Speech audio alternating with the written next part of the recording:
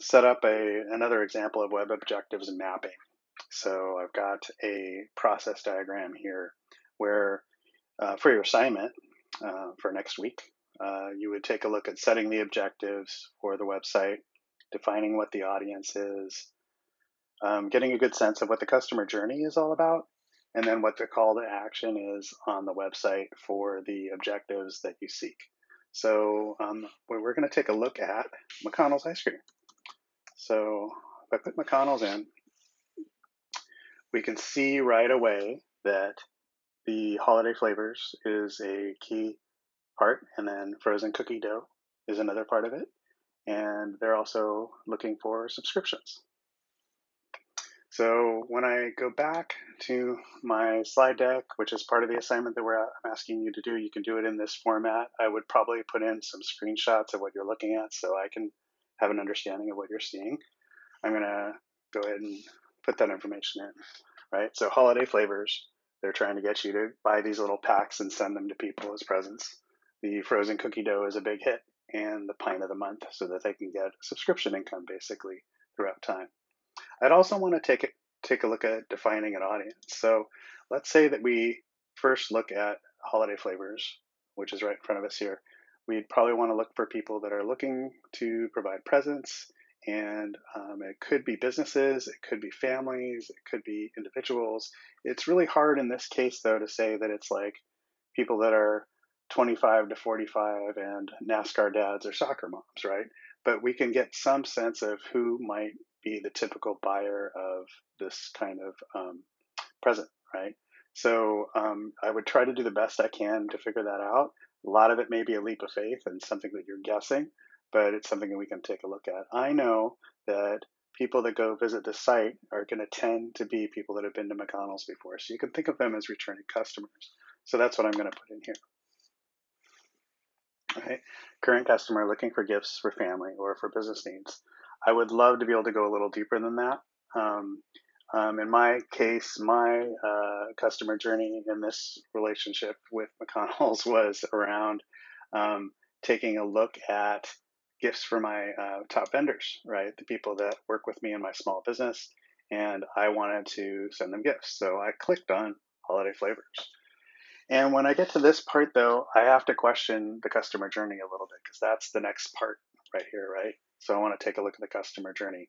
And what you might do for the assignment, frankly, is almost make a flow chart of what the steps are, right? So you could even take the same kind of thing where you go, click on Shop Holiday Flavors, visit e-commerce page, visit landing page for holiday flavors, and then press buy and put in your credit card. You could do that, right?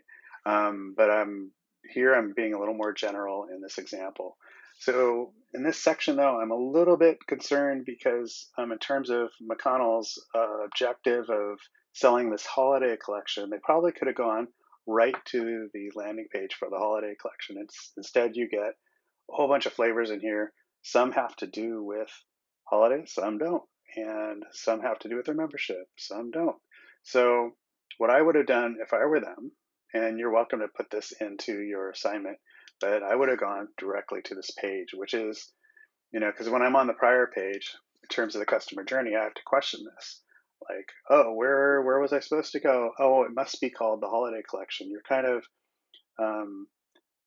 have to decide for yourself where you're supposed to go. And the truth is, with web objectives and with web marketing, you have to make it so easy for people to click buy.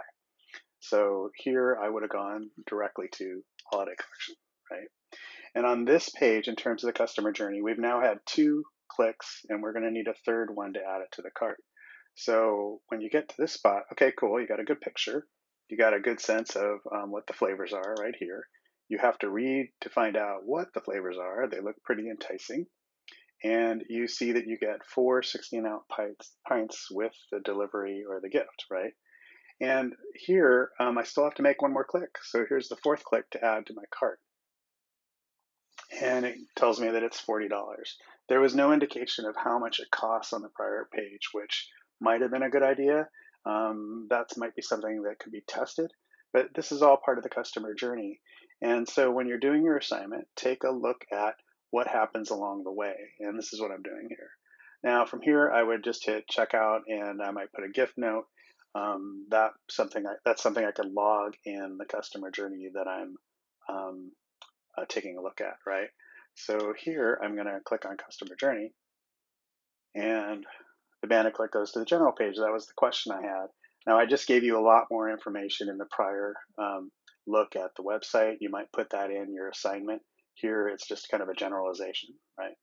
And then finally, I want to take a look at the call to action when I'm doing this work.